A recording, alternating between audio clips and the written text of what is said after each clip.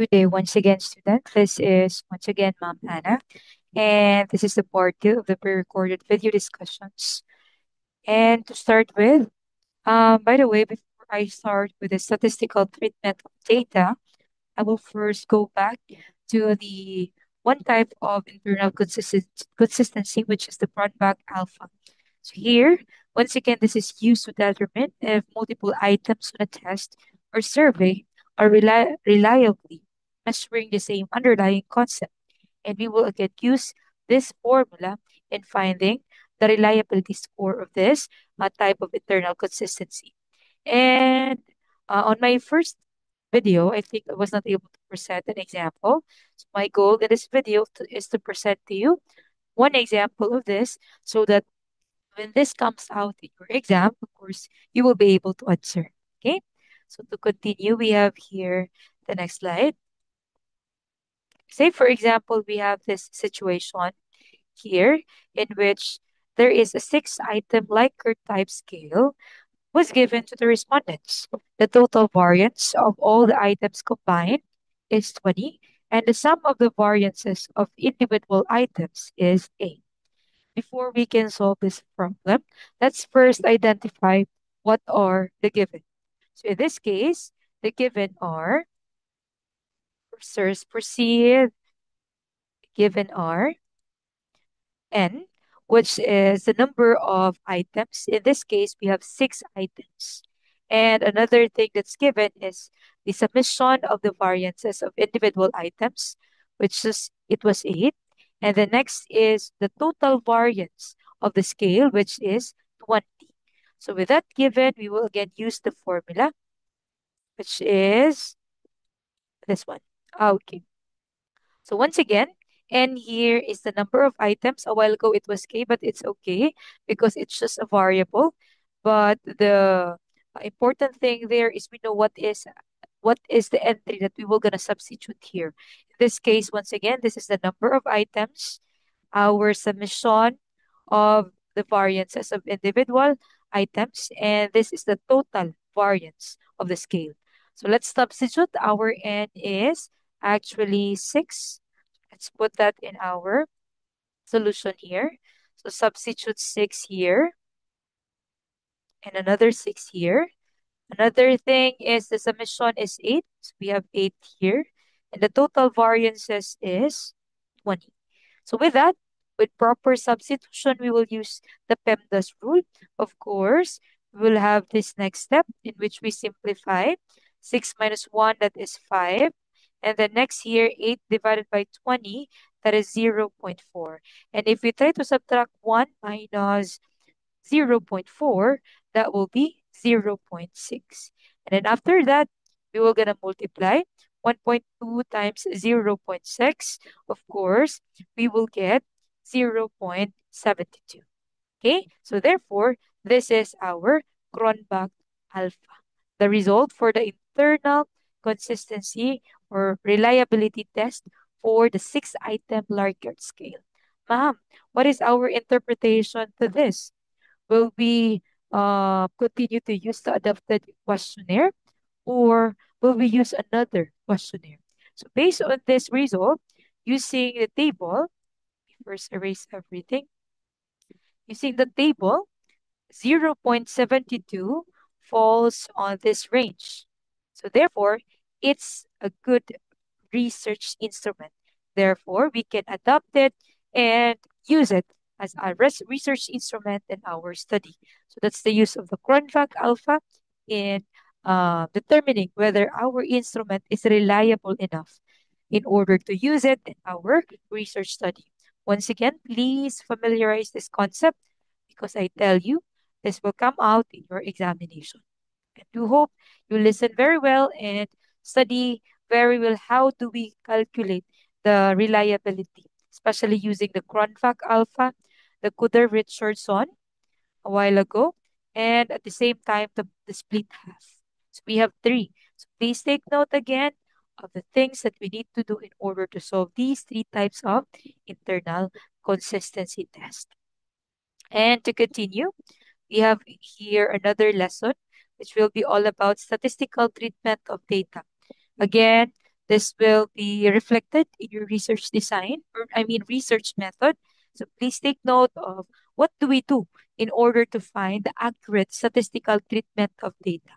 So when we talk about statistical treatment of data, this is the process of applying statistical methods to raw data to organize, summarize, and interpret it. It involves using various techniques to transform data from a disorganized collection of numbers into meaningful information that can be used to answer research questions and draw conclusions. So, with this, let's start with what is the definition of statistic. So, you have uh, undergone this definition of term way back grade 11. So, I know this is not new to you. So, once again, when we talk about statistic, this is a body of knowledge and techniques to, of course, um, use to collect, organize, present, and analyze, as well as interpret data. So, with a given quantitative data, we will be able to collect it, to analyze, to organize, present, and of course to interpret it after. We actually have two types of statistical data. We have descriptive, in which the aim of this is just to summarize and describe a data set. We also have another type, which is inferential. This one, this aim to predict, I mean, to make predictions and generalizations about the larger population based on your sample. And of course, we will individually discuss these types of statistical data. And let's first continue with what are the different levels of measurement of variables. And I know this is very much familiar with you as well because we've discussed this on the previous topics or previous lessons that we had. The difference between nominal, ordinal, interval, and ratio. So let's just have a glimpse of this. When we say ordinal, of course, I mean nominal, this categories with these are categories without order, and the data can only be classified into mutually exclusive groups, and you cannot rank or order them. Say for example, eye color, which can be blue, brown, green, etc., or it could be gender, in which it can be male or female. Nominal variable. Next, from the word ordinal, order, there there is order in the categories. Data can be categorized and also ranked in meaningful order. Say, for example, we have a satisfaction rating, which ranges from very satisfied, satisfied, neutral to not satisfied. So that can be an ordinal type of data. We can also have race ranking, first, second, third, so on and so forth. Next is the interval. Interval type of variable, as previously discussed, these variables there is no true 0 point to this. A value of zero here does not represent the complete absence of the attribute. So here, say for example, if you have temperature in Celsius or Fahrenheit, the difference between 10 degrees Celsius and 20 degrees Celsius is the same as the difference between 20 degrees Celsius and 30 degrees Celsius. So there's an interval. Okay? And 0 degrees Celsius here does not mean there is no temperature, right? Because we can interpret that zero temperature is a temperature still a measure of temperature. Okay. So again, a value of zero here does not represent the complete absence of the attribute. Okay. There is still a presence of that attribute, only that the value is zero. Next is ratio. Ratio here is um, unlike interval, ratio has the properties of interval scale plus an absolute 0 point. So again, interval scale plus an absolute 0 point. So a value of zero here represents the complete absence of the attribute being measured. Unlike interval, zero does not mean the does not represent complete absence, but in ratio it represents a complete absence when we have zero. Say, for example, if your height is zero, of course, you don't have height at all, right? If your weight of zero, if there's a weight of zero, of course, there's no object that is being weighed. So in that case, say for example, another is age. If your age is zero, of course, that person is not does not exist at all because his or her age is zero, right? So that's it. There is um what we call an absolute 0 point. Okay, when we have zero, it means that it represents complete absence of an attribute being measured. Okay, so those are the levels of measurement and its definition. Now let's move forward to the next slide. What if we have here the common statistical tools? Please listen very carefully as you will be using these statistical tools in order to anchor it in your SOPs or statement of the problems. First is we have this descriptive statistic.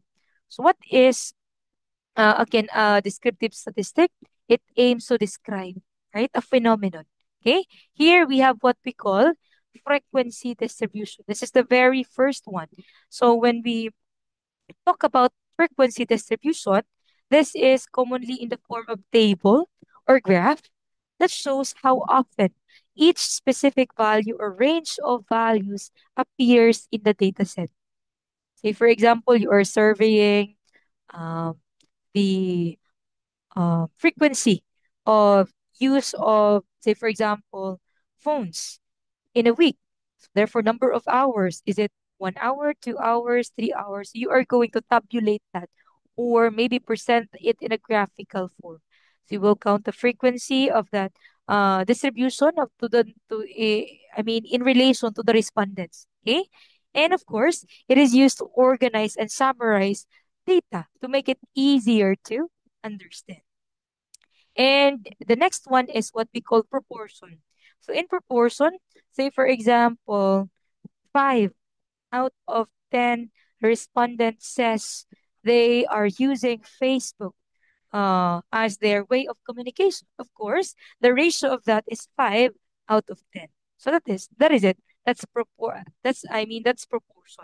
Next is percentage. Of course, from the given proportion, say for example, 5 out of 10, you are just to multiply it by 100 in order to get the percentage. So 5 out of 10, that is 0.5 times 100, of course, the percentage of the respondents using Facebook as their way of communication is 50%. So that is how we calculate percentage. Again, the proportion times 100.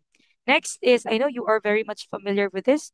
Kabalik-balik na lang yun siya in your junior high school days as well as your grade 11. So we have here the measures of central tendency, the mean, or what we call as the average, median or the middlemost scores in the mode, then I mean, the entry in your data set in which it appears more. So mode. Next is measures of variability.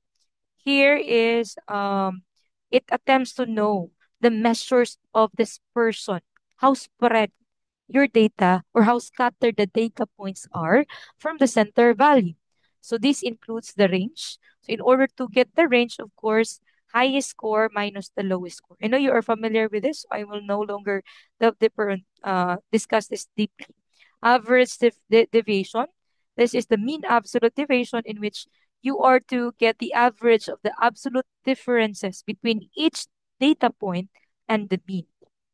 Next is the variance. Of course, this is the average of the squared differences from the mean. And lastly, we have the standard deviation, which is just the square root of the variance. Okay.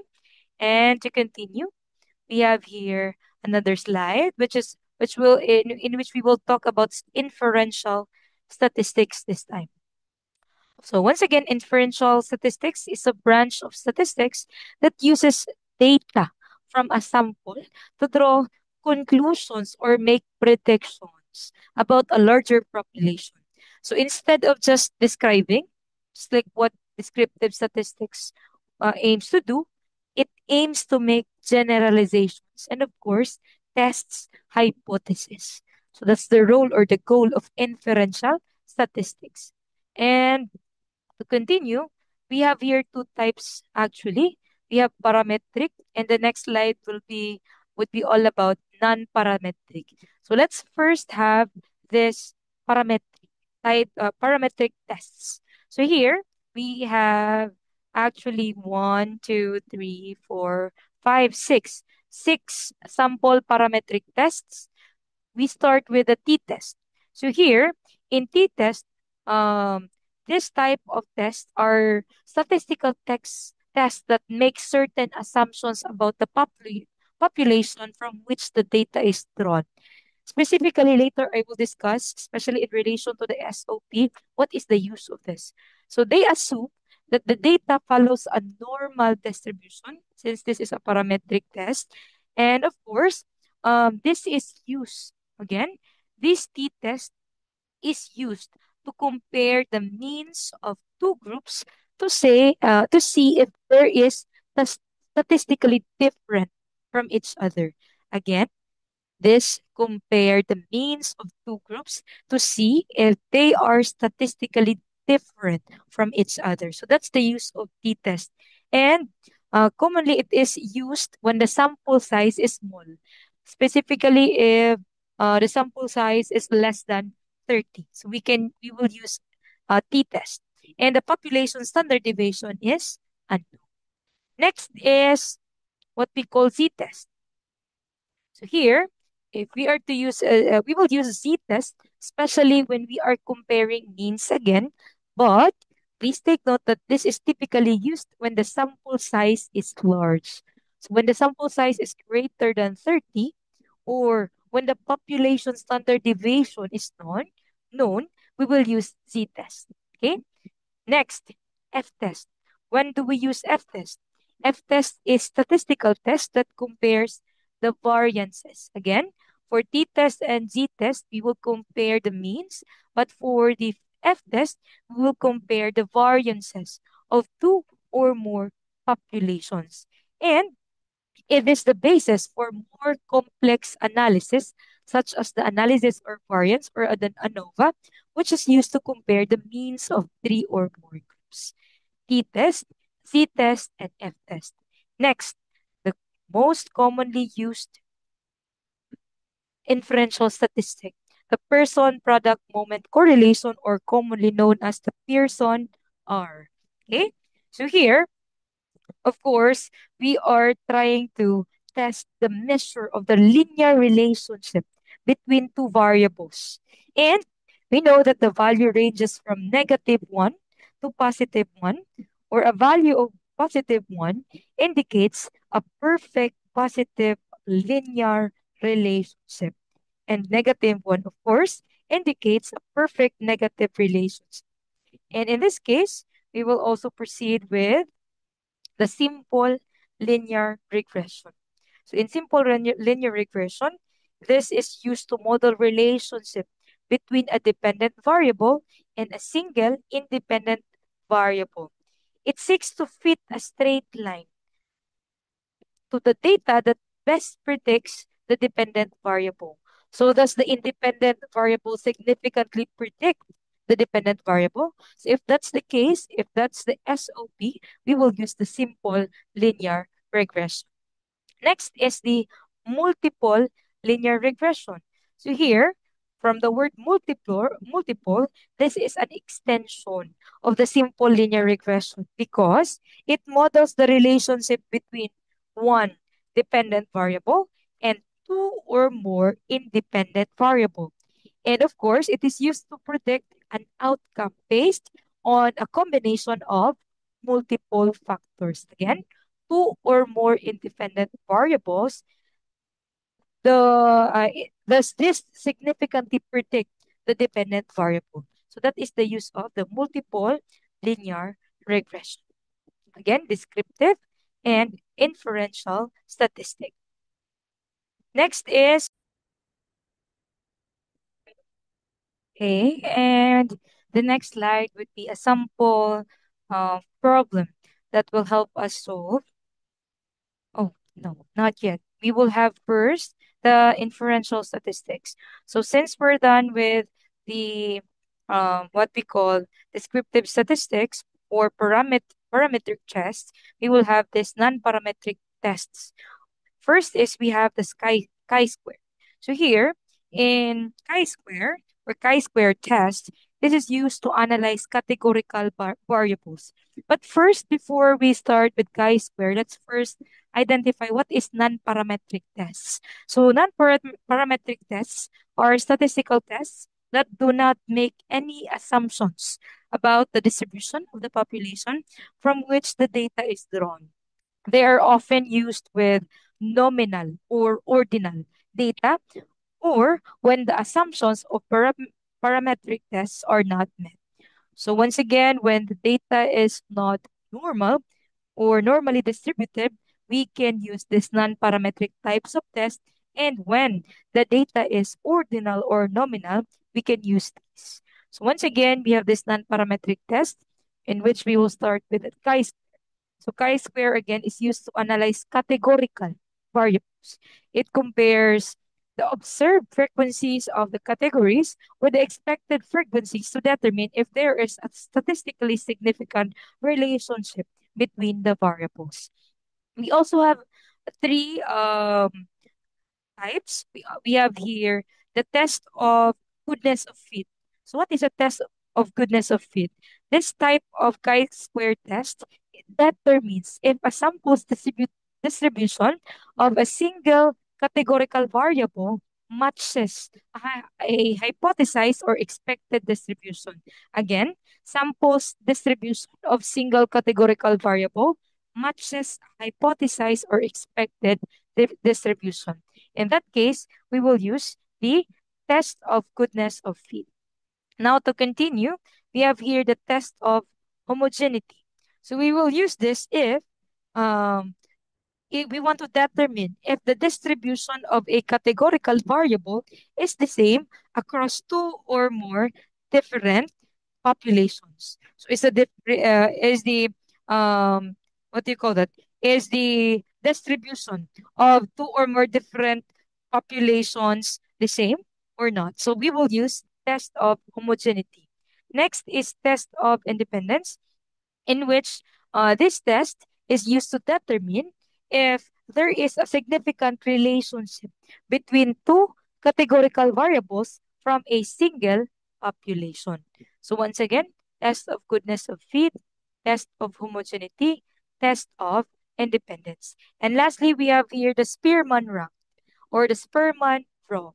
So here, this is another type of non-parametric measure in which it measures the strength and direction of the monotonic relationship between two variables.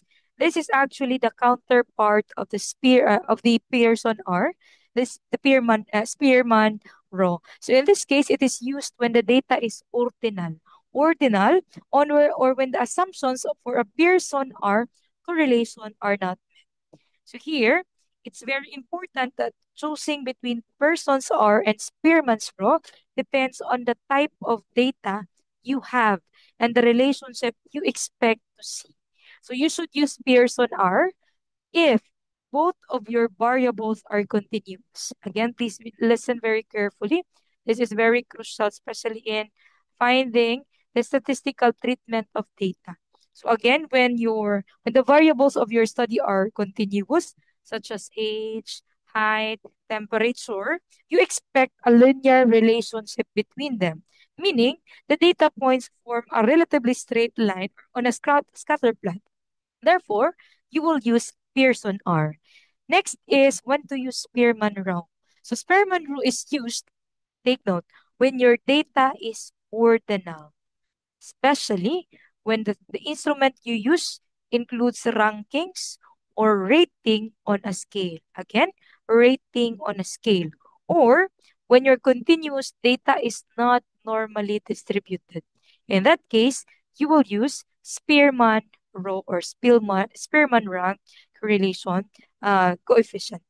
So let's move forward to some examples here so that it will be clear to you how to calculate these measures. I will just present one example, and I know this is very familiar with you because in your general mathematics class, we were also able to um, tackle these type of um, measure, which is the Pearson R. So here we have a problem or a situation.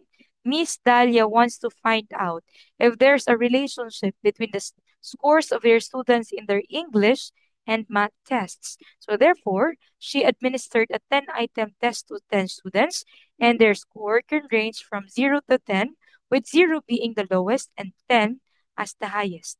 So to continue, we have here some table. First is we have here the English scores for the 10 respondents. And we also have here the math scores for the another 10 respondents. And as we can see, in order to expand this table, we first need to take note that the formula needs these entries here: the third column, the fourth column, and the sixth column. I mean, the third, the fourth, and the fifth column, it is needed later, especially in substituting the values in the given formula for Pearson R. So how do we get x squared? We just need to square x. 2 squared is 4, 6 squared is 36, 4 squared is 16, so on and so forth. For y as well, square the math score. 8 squared is 64, 3 squared is 9, so on and so forth. And then xy is just the product of x times y. 2 times 8 is 16, 6 times 3 is 18, so on and so forth. And if we try to get the summation of x, we will have 45, summation of y 62, summation of x squared 233, summation of y squared 446, and summation of the product of x and y is 240. And to continue, let's use the formula. We have this one. So I know it is very long, but we need to bear with this because we are to substitute. So summation of xy a while ago, we have 240. This is correct. Our x is 45. Our y is 62. Then multiply. Next is we need to simplify first this one. 45 times 62, that is 2790. Then after that, try to divide it. And we will move forward to the denominator. So 45 squared, that is 2025 over 10. And then 62 squared, that is 3,844 over 10. Again, use the PEMDAS rule always for you to arrive at a given result. But actually, if you have that scientific calculator in which it has advanced features, you can just type these accurately on your calculator, and when you click equal sign, voila, you will get the answer. But if you don't have those calculators that have advanced features, of course, you will have to solve it manually. Okay? So to continue, we have here um, a simplified version. Here we are to subtract 240 by 279, and we will have negative 39. 233 minus 202.5, that is 30.5. And then 446 minus 384.4, that's 61.6. Then multiply this and get the square root after. After that, we will get 43.35. If we try to divide, final answer, the correlation coefficient for the math and the English test is negative 0.90. So how do we interpret this one? So based on the interpretation or the table of values that I will present later, we know that the math or English test scores, there is a strong inverse relationship or strong negative relationship between the English and the math test scores of the students. It means that the higher the English test scores, the lower is the math scores. Or maybe it's the other way around. The lower is the English test scores, the bigger is the math test scores. That's it. That's the relationship that exists between English scores and math scores. And once again, I will be presenting the table that will help us interpret our Pearson R, okay, or the person product correlation coefficient. And with that, let's move forward to the next slide over here. Once again, we have here the table interpretation for our Pearson R. So let's move forward to the next slide. This one. So a while ago, we got 0.90, right? Or negative 0.90 to be exact. So this or that value ranges around here. It means that, look, there is a very high, and since it's negative, negative or inverse relationship between the two variables. Okay? That is how we interpret our correlation between two variables. And if there comes a point in which upon conducting your research, collecting the data, and interpreting the data, you will have a low positive relationship in between those variables. So it is likely that the association really of the two variables that you were able to study is not really that established. Okay? That's why in quantitative research, it's very important to support our um, the relationship of the variables with citations, with related studies, so that in the first place, we will be motivated to really test the relationship between the two variables because in the first phase, there are related studies that supports it. Okay? So it is likely that we will arrive at a generalized and more accurate result. Okay? And with that, let me close everything, erase everything, and move forward with some sort or some summary of the given discussion. So here, these are the features of parametric statistics and non-parametric statistics. For the assumptions, here, we assume in parametric that data comes from specific distribution and that is a normal distribution. Whereas non-parametrics makes no assumption about data distributions. It means the distribution is not normal. Okay? Another feature, data type. So when we use parametric statistics, we need to consider the type of data used. And in this case, we should use continuous data, such as those of interval and ratio scales. Okay? And for non-parametric, please take note of this. This is the very common mistake of many. Here in parametric, we use ordinal or nominal data. So assess your variables. Do you use ordinal or nominal data? So if that's the case, you will not use parametric or the Pearson R. Instead, you will use the Spearman rank. Spearman rank or Spearman rank. Okay? So once again, ordinal and nominal is for non-parametric, and continuous data such as interval and ratio is for parametric. Next, the measure.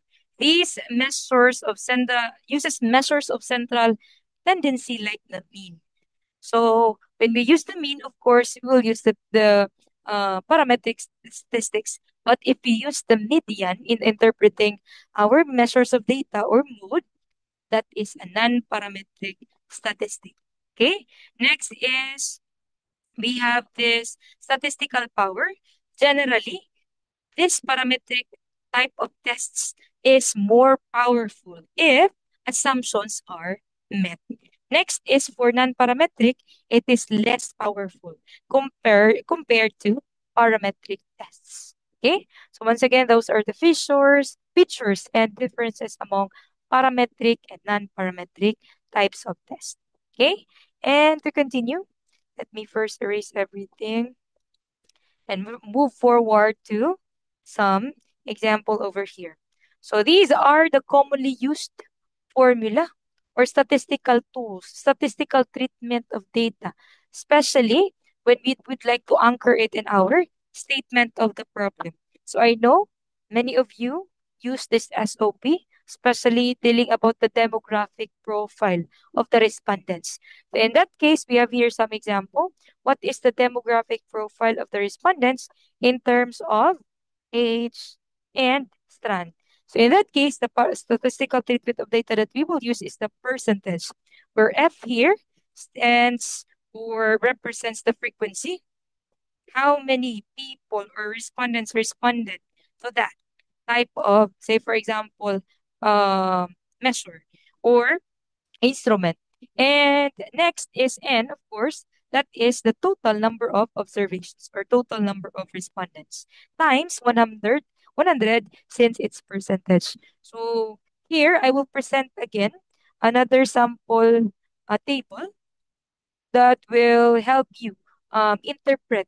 Say, for example, when you move forward to the results and discussion, you will have an idea already of how to present this SOP number one, which is the demographic profile of the respondents. To continue, we have here this. Say, for example, table one, this is the demographic profile of respondents of 150 respondents. So in this case, we have here age 16, 17, 18, 19, 20 years old and above. Here we have the frequency, as you can see, and we also have the percentage. Next is for the strand. STEM, UMS, ABM, General Academic Strand, or GAS. These are the frequencies. Then after that, you will get the percentage. Ma'am, how do we get the percentage? Just divide. 90 divided by 150, that is 60%. 45 divided by 150, that is 30%, so on and so forth. Same as with the strand. 50 divided by 150, that is 33, 45, so on and so forth. That will be your percentage. So once again, that is how we present our SOP, or that is how we present our statistical treatment of data through the use of our SOP. It should be anchored. Okay. Next is we have another SOP. So here we have another SOP in which we are to, oh, sorry about that. We are to determine the level of maybe our IV or DV. So in this case, if we have this SOP, what is the level of study habits? So for example, among students in terms of note taking and test preparation, if your say for example respondents is the population, you will use this formula. Okay, but if you use any uh, how do you call that? Sample size technique or population sample size technique, of course, you will use this sample mean. Again, this is for population and this is for sample. Uh, this is for sample mean. Next is same as with the standard deviation. If we would like to use the population as our respondents, we will use this formula. But since we are using the sample respondent, so therefore, or the sample size, we will use this formula. Here is S is equal to, this is the sample standard deviation, summation of X sub 1, or X sub 1 here is our score, or maybe the level of something. I say, for example, math scores minus the mean, or the sample mean, over N minus 1. N here is the sample respondents, minus 1, because of the degree of freedom. So let's have some examples here. How do we present these types of statistical treatment of data, especially when we arrive at chapter 3, which is the results and discussions. So I have a sample picture here. Say, for example, this is your table 2, level of study habits among respondents. Now we have here note taking. This is our mean presented in the in the second column. Then SD or standard deviation in the third column, the 0.85.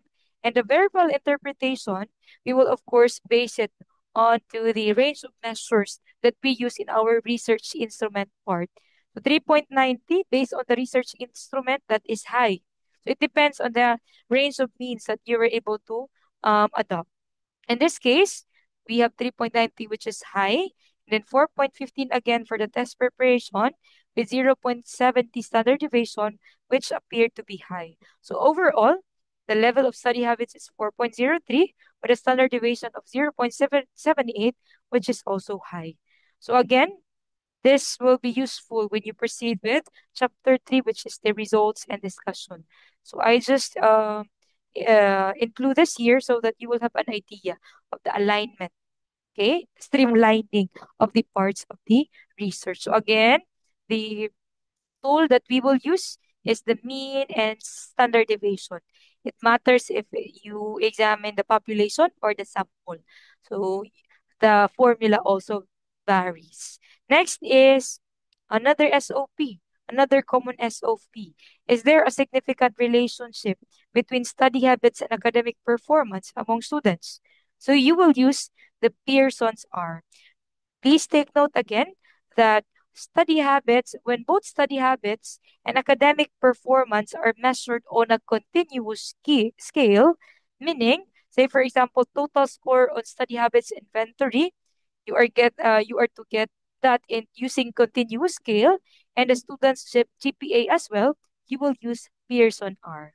Okay, but please take note that we can also use the non-parametric type of test here, assuming that the data is not normally distributed.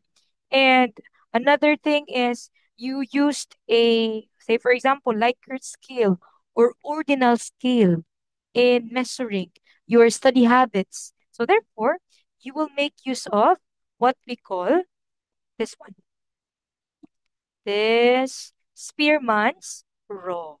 So please take note, the same SOP. Look closely, the same SOP. But it matters if, oh wait, for a while. It matters if It matters if what type of data are you measuring.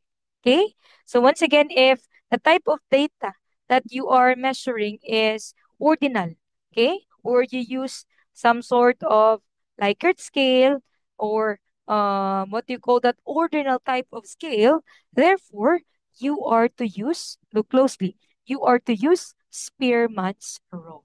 This is a non-parametric alternative to Pearson R used when the data is not normally distributed or is measured on an ordinal scale using rankings or scalings. Okay?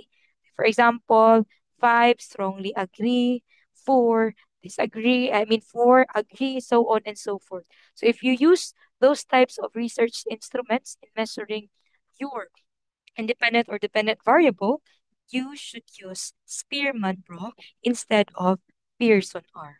Okay, so to continue, we have here the formula. Or at least you are guided on the formula that you may use in solving for the Spearman rule. Here, the sub I indicates the difference between the ranks of each pair of that data points. And of course, summation of this indicates the sum of the squared differences in the ranks. And lastly, and of course, the number of data pairs. So this is what we're going to use whenever, again, our data is ordinal type of data and our data is not normally distributed. Okay, Spearman rule. Next, we have here some sample table. We first clear all the drawing. Once again, say, for example, we are to summarize the relationship between study habits and academic performance using the Pearson R. So here we have 0.75 and the p-value is 0.001. So therefore, we will reject the null hypothesis because the p-value is less than 0.05. It only means that study habits has a significant relationship with academic performance. Moving forward, if we try to use the Spearman rule, say for example, we have here the value of 0.68, the p-value of 0.03, we still need to reject the null hypothesis because the p-value is less than 0.05. Still, study habits and academic performance has a significant relationship. Study habits has a significant relationship with academic performance. But as you compare these two, using Pearson R, it has more statistically significant relationship compared to using the Spearman rule. Okay? And to continue, let me first clear everything and proceed with we actually have what we call the interpretation. Okay, let me share again my screen. I think it stopped. All right. Once again, we have here the interpretation using the table. So a while ago, we have 0.68 7 something in our value of R. So therefore, with that, we know that it ranges around here. So therefore, there is a high. And since it's positive, positive relationship. And for the Spearman rho, we got 0.60 something. So therefore, it ranges around here. It means that there is a moderate positive relationship. So it really does matter what statistical treatment of data are you gonna use. And to consider what data were you able to measure. Was it continuous or ordinal type of data? So that you will be able to determine the appropriate statistical treatment of data that you will use in your research. So that's it. Let me erase everything and proceed to the last but not the least example. What if we have here this type of SOP or statement of the problem? Is there a significant difference on the performance? Is there a significant difference on the performance? This should be on the performance of private school teachers compared to that of public school teachers. So if this is the attack of the question, we will use independent samples t-test. And we will, of course, use this formula. So these are the interpretations. So if ever your study it talks about a significant difference among two independent samples, of course, you will use t-test instead of Spearman-Rho or the Pearson R. Okay, again, t-test for significant difference. So I think that's it for today's discussion. I hope you've learned something, and for the statistical treatment of data, I hope you will be able to find or to put the accurate statistical measures that is appropriate or accurate to your study. Especially, it should be anchored in your statement of the problem or SOPs. Okay? And we've reached the last slide of our presentation. We have here some example. Not yet pala. Sorry. Sample table. Again, this will be reflected in the results and discussions. So, for example, we have this school type. Sample respondents for private is 50 and for public is 60. For the mean, we have 4.25, 3.98. So, if you are going to compare, we have the T statistic of 2.34. So, using the formula or maybe some online tool or maybe the JASP or the SPSS, you will arrive at 2.34 as our T statistic with a p-value of 0.025, still less than 0.05. So therefore, we know that um, how do you call that? The private school, there is a statistically significant difference among the performance in the public school teachers versus the private school teachers. So that is how we interpret the result. Sorry about that. That one. Okay. So with that, we conclude this meeting or this recording. Thank you once again for listening and my pre-recorded video discussions. I hope you've learned you've learned something from our discussion. Thank you so much for listening and God bless in your upcoming periodical examination.